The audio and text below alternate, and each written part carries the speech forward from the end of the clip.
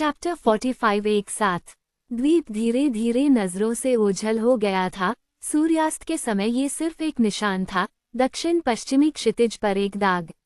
यह नया चांद निकलने से पहले की बात है और छोटी नाव बह रही थी। ये सूर्यास्त की रोशनी से निकलकर धुंधली बैंगनी धुंधलके की दुनिया में चली गई थी और अब ये तारों के नीचे बह रही थी। लड़की ने बच्चे को अपनी छाती से लगा लिया और अपने साथी के कंधे पर झुक गई। दोनों में से कोई भी नहीं बोला। उनके छोटे से जीवन के सभी आश्चर्य इस अंतिम आश्चर्य में परिणत हो गए थे, समय की दुनिया से एक साथ चले जाना। वे इस अजीब यात्रा पर निकल पड़े थे। कहाँ? अब जब पहला आतंक खत्म हो चुका था तो उन्हें न तो दुख था और न ही डर। वे साथ साथ थे, चाहे कुछ भी हो जाए उन्हें कोई अलग नहीं कर सकता था, यहाँ तक कि अगर वे सो जाएं और कभी न उठें तो भी वे साथ साथ सोएंगे। अगर एक को छोड़ दिया जाए और दूसरे को ले लिया जाए।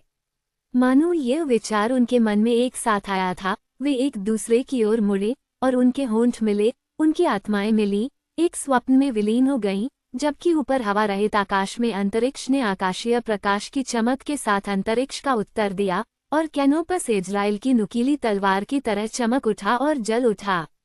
एमिलिन के हाथ में उस रहस्यमयी दुनिया का अंतिम और सबसे रहस्यमयी उपहार था जिसे वे जानते थे, लाल जामुन की शाखा।